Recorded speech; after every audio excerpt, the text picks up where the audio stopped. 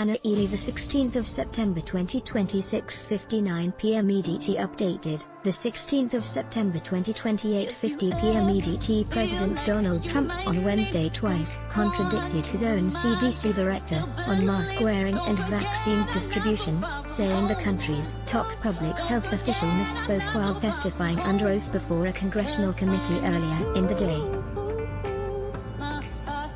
Robert Redfield told the Senate Appropriations Committee that wearing a mask could be more effective than a coronavirus vaccine at keeping the pandemic at bay. "If I don't get an immune response from the COVID-19 vaccine, it's not going to protect me. This face mask will," he said. Redfield later tweeted a similar message, after the president insisted that his top public health official was mistaken and confused. Advertisement: the exchange is only the latest example of the president publicly discrediting or pressuring his own appointees and government scientists at the major federal health agencies on the coronavirus pandemic response, on testing, treatments, a vaccine timeline, even the severity of the threat and the virus itself. It comes as Trump resumes holding large indoor campaign rallies and largely avoiding wearing a face mask. Redfield has said the president should embrace face coverings to set an example for the public, though Trump on Wednesday again questioned their effectiveness. Trump at a White House briefing late Wednesday said Redfield was wrong and that he had called him to discuss it. "No, the mask is not as important as the vaccine," Trump said. He made a mistake. Redfield soon after tweeted that a COVID-19 vaccine is the thing that will get Americans back to normal everyday life, but that masks are still the best current defense against the virus, along with hand hygiene, social distancing and avoiding crowds.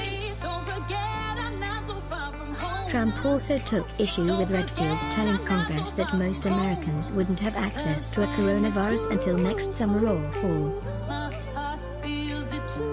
"It's just incorrect information," said Trump, who keeps promising that a vaccine will be ready soon, perhaps even before the election. When he said it, I believe he was confused.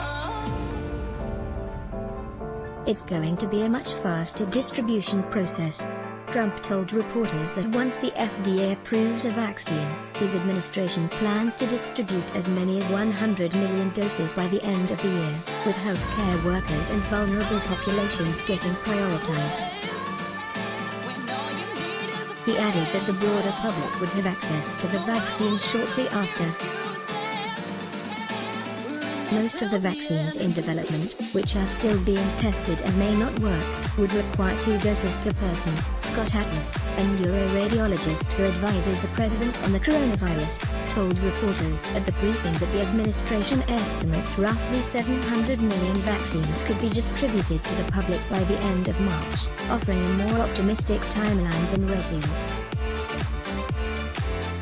Redfield just hours earlier told the Senate Appropriations Committee it will take about 6 to 9 months to get the American public vaccinated from the date a vaccine is approved.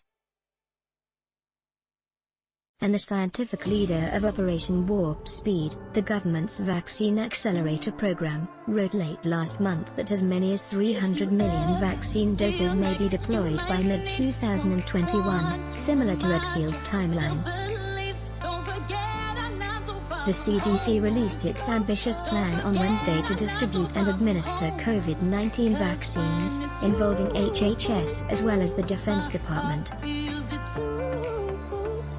Doses could be available as early as November to specific populations, though final decisions on who will be prioritized will be made down the road. Atlas said minority populations and older adults would be among those groups. This isn't the first time Trump has singled out his CDC director. In April, Trump, who had downplayed the threat of a bad flu season, demanded that Redfield publicly clarify comments he made warning that influenza could be particularly challenging amid the pandemic. Redfield, however, reaffirmed his comments, and has continued to warn about the dangers of a bad flu season this year.